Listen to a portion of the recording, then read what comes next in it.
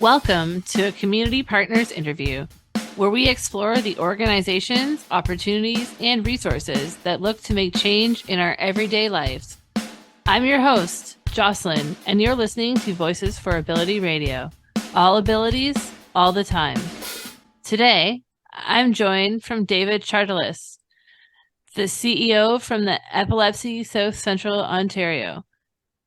Epilepsy South Central Ontario supports people with epilepsy in South Central Ontario in finding the care they need.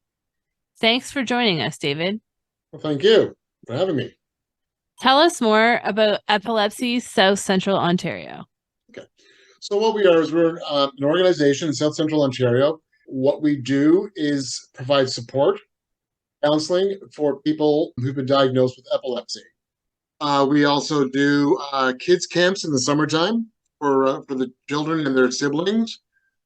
We have a youth and family conference, which is a very educational weekend, both for the young adults and for adults, the parents.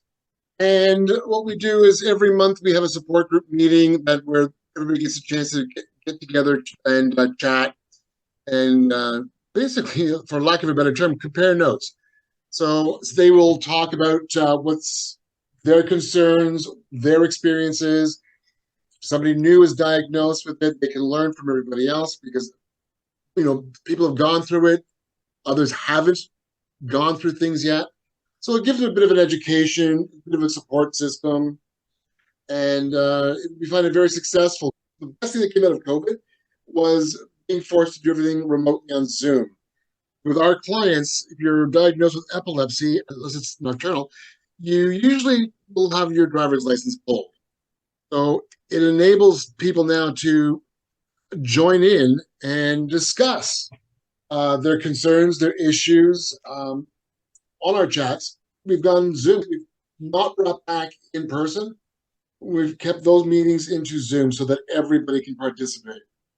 That's good. So it sounds like you have a variety of things. Like you have the summer camps that people can go to in the conferences, but then you also have on Zoom. So you can kind of have the best of both worlds as far as that goes.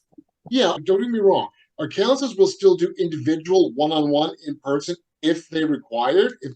If the client really wants to talk one-on-one, we'll do that. That's not a problem. It's just that it's so much easier for people just to either pick up the phone or we set up a Zoom conference with them one-on-one or in group, and they're the comfort of their own home. If it's a parent who needs to, be with a young child, they don't have to worry about getting babysitters. They can be there with the child. They can put them on pause, attend to, the needs of the children, and they come back. So it's kind of good that way. Yeah, that would be handy. What inspired you to work with Epilepsy South Central Ontario, and why work with individuals with disabilities? Oh, good question. Okay, long story. I'm going to try to make this as short as possible. I had an accident at my former job. WSIB pulled me off at the age of 50 and said, "What do you want to be when you grow up? Send me back to school to become a social service worker." I've always had a passion talking to people. I used to joke that under hobbies was an armchair psychologist. I was always like the one that people would talk to, listen to, and come to for advice or just to, blow steam or bounce ideas. So when I had the opportunity, I took it. And then a friend of mine said, "Hey, listen, there's this agency that's looking for a volunteer manager." I came up here, had the interview, really was impressed with my former CEO, Cynthia Milburn. She was an amazing woman. We just clicked and I stayed. And the longer I stayed, the more I felt passionately to support and to advocate for people who have diagnosed with epilepsy. Working in this environment, you either have it or you don't have it to make it to do the job. And fortunately, I don't know who was on my side that day, but it became a very strong passion for me, and I became a very strong advocate for people with epilepsy, strong supporter, and I just love working with them all the age ranges, from age 5 to age 105. It's really rewarding to see progression. Yes, that would be. And to be able to like your job that much, that's always an extra bonus. Oh yeah, definitely. So I think it's the first job I've ever had where I don't wake up in the morning and going, "Oh man, I gotta go to work." No, man, I'm here at early. I don't watch the time here. That's how passionate I am about this agency and the people that I work with. So, what is epilepsy and what are some of the symptoms? Wow, there's a lot. Epilepsy is a brain disorder. For lack of a better term, I guess it's like your brain is short circuiting a little bit, right? The electrons and neurons are misfiring in your brain, so which causes a seizure. Now, there are, if I'm not mistaken, I think there's over like 40 different types of seizures, okay, in epilepsy. And it can range from all over. There's nothing that is distinct. Everybody is unique in how they present a seizure. The one that everybody knows about and talks about is the old tonic-clonic, where they're down on the ground and they're shaking. That's probably the most, say, one of the most severe ones. There's nocturnal, where they only have a seizure when they sleep at night. During the daytime, they're fine. They have their licenses. They drive around. They do their thing. Nocturnals is strictly at night. There's partial complex. There's all kinds of. What I would recommend, because there's so much information, is to go to our website. All the information that you could ever want on epilepsy is on there for people to peruse and learn from. That sounds good. So maybe we can get those details from you at the end of the show then, and people can check that out. Absolutely. So are seizures and epilepsy the same thing?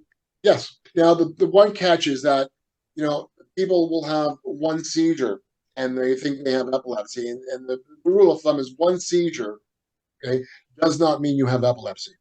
There's a whole battery of tests you got to go through, scans, you get wired up, they test the brain activity. There's a whole battery of stuff before you can be determined to have the disease of epilepsy. So, yeah, I would really advocate to say that just because you've had one seizure does not necessarily mean you have epilepsy. Don't worry about that. Let the doctors figure that out. I would strongly, if you do have a seizure, I would definitely don't push it off. Go see a doctor and have them assess you accordingly and properly so that you are in the best care as possible. Yes, definitely not one of those things you can put off and ignore. No, absolutely not. You want to find it early so that you can gain control and of your seizures, and eventually, if it is diagnosed as epilepsy, then what I like to do with my clients is start looking for their triggers. What has triggered your seizure? What happened? And I had one client who I did that with, found out after 3 weeks and 6 seizures that every time he overdosed on sugar, Oh, cakes, pies, chocolate bars, donuts, brownies, fudge, he'd have a seizure. We did the notebook thing. We do a journal and mark it down, and then go back after your third seizure, second or third, go back and read and see what you've done, what you've eaten. And he figured it out that for him, the trigger was sugars. When he cut back his sugars, his seizures weren't as often. They're still there, doesn't cure it, but they're still there. He's still on medication. But it just found out that I cut back on my sugar, I'll have less seizures. well, that's good that he's able to do that. Mm-hmm. What resources does Epilepsy South Central Ontario provide? We do all kinds of stuff with people. We advocate for people, especially when they're in their jobs. Resources would be we go to schools.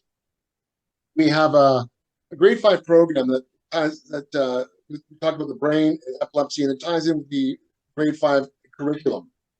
So schools will ask us to come in and go through that with the kids. If there's somebody who has epilepsy in the school or in the classroom, we've gone in to talk to them about epilepsy, exactly what it is. We teach them epilepsy, we call epilepsy first aid, seizure first aid. We teach them what to do when somebody has a seizure, how to react, what not to do. And the big not to do is don't put something in their mouth. The worst thing you can do. It's an old wives' tale. And the other wives' tale is you cannot, under any circumstance, swallow your tongue. Try it. Try pushing your tongue, just pushing your tongue back in the back of your throat. It won't go. Okay? Not happening. That is a myth. We also go into corporate. We go into businesses. We talk. We will train people on seizures, talk to them about seizures, seizure first aid. So we do go into the community. We go to different awareness events to let us know that these companies are here. We were recently in Buskerfest in Port Credit, advocating and letting everybody know we were here. We had a lot of people who have a connection to epilepsy. So it's kind of good. We've gone to bat for people at work. We've advocated in the court for work, people who have been wrongly let go because they have epilepsy. We've advocated there. We've put together, I guess, some families sometimes because it can be expensive, the medication. And we've done Christmas, family Christmas things where we actually put together like other gift baskets, food baskets. We find it for the family. We put together, staff will go out and buy toys for the kids. We put it together and we choose a family, and ones who we think need it, we kind of make a bit of a Christmas for them. But we'll do anything. There's nothing that won't stop us. If something new comes up or somebody needs something, if we can do it, we'll do it for them. Our philosophy is that epilepsy is not an individual's disease. It is a family disease because it affects the entire family. And family is our motto. I mean, here in the office, all the staff, we all treat each other like family. And we managed to get a lot done with that mentality and that philosophy. It sounds like it. Like you got the supports and the education aspect. You got all different parts there. So yeah, you got a wide variety of things you guys So, do. yeah, and we're always learning. I mean, we may think we've got everything under control, everything covered, and then something new crops up, and we're going, "Oh, wow, hang on. Okay, let's back up. What can we do to support this? This new incident or this new variable that came up?" And we'll look at it and we'll try and do that. So now we've got another piece of arsenal in our system that we can help people with. It all basically for us comes down to supporting people with this disease. We try to leave no stone unturned, and we try to make sure that nobody falls through the cracks. Yeah, that's definitely important. When it comes to assigning supports and resources, what is your guys' process for determining what supports and resources somebody might require? Well, we have an intake form that people fill out. Okay, so it gives us a bit of history, a bit of background on them.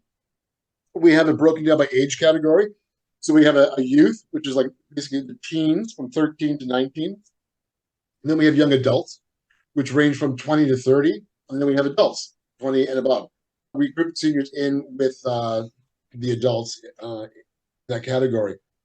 Once the assessment sheet is filled out by the person, we then take a good gander of it, figure out, try to see what's going on, give them a call, talk to them, do a bit more in-depth intake with them to try and figure out exactly what they are looking for. Because not everybody's looking for the same thing. Some people just may want to find somebody just to talk to about their epilepsy, one person. And sometimes we try and match up. If you've got somebody who's got a newly diagnosed 3-year-old child, as a mom or a dad, we try and we will work with them, but we also look at possibly matching them up with another parent who went through the same thing with a child at that age. The other person, the child could be like 15 now, but the fact is that they've gone through the process, and it's just more comforting to a family to talk family to family. We can only do so much, and we will bend over backwards for the client. But sometimes it's just better to do the peer-to-peer talk, just to get that bit of experience. And I've heard like, yes, this is natural. Don't panic about it. It's gonna happen, and ride it out. You're okay. If you need me, call me. So yeah, it's really nice to have that peer-to-peer support. Yeah, it definitely is important so you know somebody else is going through the same thing you are and know what to expect and everything. Absolutely, it's comforting. Picture yourself getting diagnosed with something you know nothing about, or your child gets diagnosed with something you know nothing about. And, as a parent, your first thing is to protect the child, right? And you do that whole, we laugh here, we call it the mama bear attitude, right? Mom just like ferocious, wants to protect that child within an inch of her life. And we agree, and we try and help mom out, mom and dad out. I've had families come in, mom, dad, grandma, grandpa, aunt, uncle, cousins. I've had 15 family members all come down to a meeting to discuss so that everybody's on the same page. And fine by us, more the merrier. What are the things you see happening over and over again to individuals with disabilities that shouldn't be? And how do you think they could be stopped? Wow, I would say what I call being pigeonholed. People with disabilities are not given the what I call the respect or the confidence of what they can do. Having a disability does not mean you can't do things, and that bothers me to no end. I tell my clients, look, if you don't think you can do it, then don't. But there's nothing to stop you from giving it a go. Try this. I've had some of our clients who are now lawyers. They've gone to university, they've written the bar exam, they're lawyers. It's all epilepsy, but they've written the bar exam. They are now lawyers. One contact that I've dealt with in conferences is a doctor. So people with disabilities, do not give up. Do not think, oh, I've got a disability, I can't do it. I've got this, I can't do it. I can't. Yeah, you can. And you don't know if you can do it until you try. And, if you don't try, you'll never know. Be surprised what a person with a disability can do in the long run. Any disability, people can do things. Look at the Special Olympics. Look at what those people are doing. They didn't give up. They went after their dream. My words are, go after your dream. That's so true. Definitely good advice and good answer. Like I told you, I'm really passionate about all of this and about with the whole in the disability world. And nothing upsets me more than somebody giving up when I know they can't, when they haven't even tried it, or they just automatically put themselves down, saying, "Oh, I can't do this," because of this. It's just like, oh man, do it. Find the strength. Find the inner. I'll help you find the inner strength. My staff will help you find it. Go do it.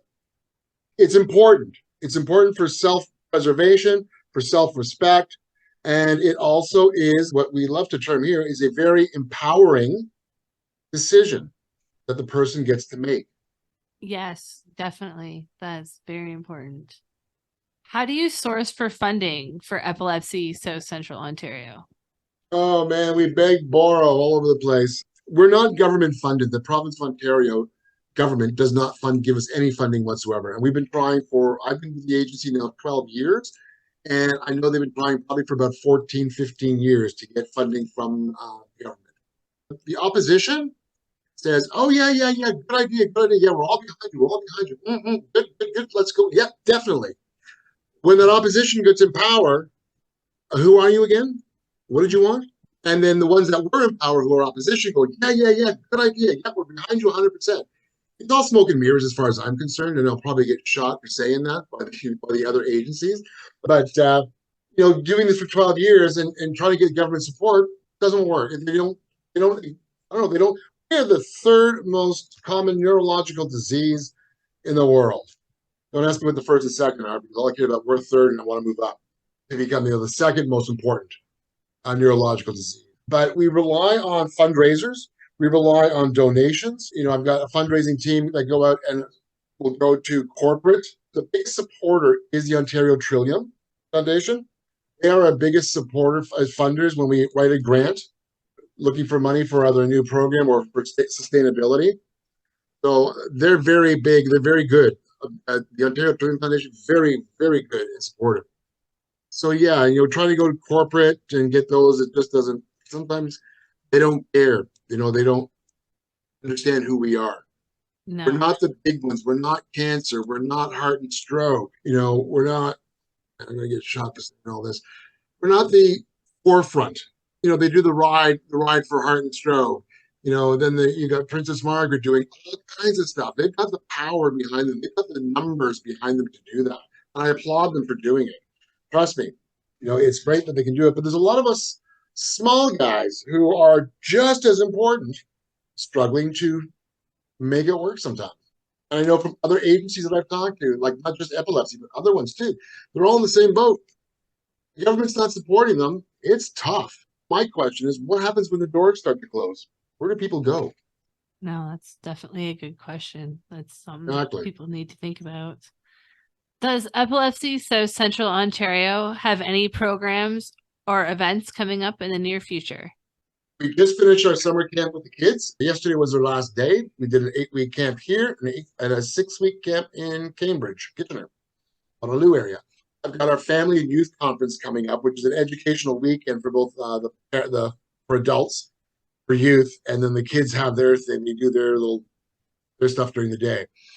Friday, it goes for 3. It's a Friday, Saturday, Sunday afternoon, and it's really good because I have medical teams coming in. I have some government like ODSP coming in to talk about stuff. updates, what to do, how to do. And then, we always get a lot of new families coming in. So this is all new for them so that they can learn. We teach them what's coming down the pipeline, what they can do, what they can't do, how they should go about doing it, how long sometimes it takes. And then in March is termed Epilepsy Awareness Month. So everything we do in that month is geared for. We work with the schools. We work, some of the schools do some small fundraisers for us. And like we look at every dollar counts. It doesn't matter if it's if $5 comes in as a donation, I'm thrilled. It's $5 that I didn't have before. When that starts happening, then we do a kickoff to Epilepsy Awareness Month in the beginning of March. And at the end of March, we close it all off with a Purple Gala. So that's just a big dinner, dance, party type thing, just to celebrate all those. And then we just keep moving along. We just keep plugging away. We just finished doing our awareness piece at Buskerfest in Port Credit, which is really good, like I mentioned earlier. And we team up with whoever wants to team up with us. Third-party events are great. Somebody wants to host somebody who's good at doing a golf tournament. Do a golf tournament. Make us the benefactor of that one. You're doing it for us. That's great. And off it goes. We'll work the third party. We'll do whatever we need to make sure that it's put out there. But if a company does a golf tournament, great. Do that, and we'll help out. We just don't have the manpower to do something on like that scale on our own. I need somebody who organizes golf tournaments, who has the connections, and then they organize it, and then all the money raised is going to benefit Epilepsy South Central Ontario. That would make my year. I can find something like that. If listeners are looking for more information, how can they reach you? They can go to our website, epilepsysco.org. We are all in there. In the contacts, all of our names are there. Our email addresses are there. What we do, how to get a hold of us. There's a lot of information about epilepsy. We've put a lot of our booklets online so that people can access it. We have stuff like, an overview for epilepsy, women in epilepsy, teachers and caregivers, booklets for teachers, booklet for caregivers. We have teens in epilepsy, safety in epilepsy. We've got a lot of those books that are just open. You can download them yourself and just peruse them at your leisure. You can always call the office. Do you want me to give them a number? Sure, why not? Why not? Okay, it's 905-450-1900. 1900. Give us a call here at the office and ask your questions. Sounds good. I'd like to thank you again for joining us today, Dave. Well, thank you very much. I appreciate you taking the time and letting me go on about epilepsy and how important it is that people recognize us. And if you do have epilepsy, come out of the shadows. Come and talk to us. Yes, absolutely. I'm Jocelyn Dorr, and this has been another Community Partners interview. You're listening to Voices for Ability Radio. All abilities, all the time.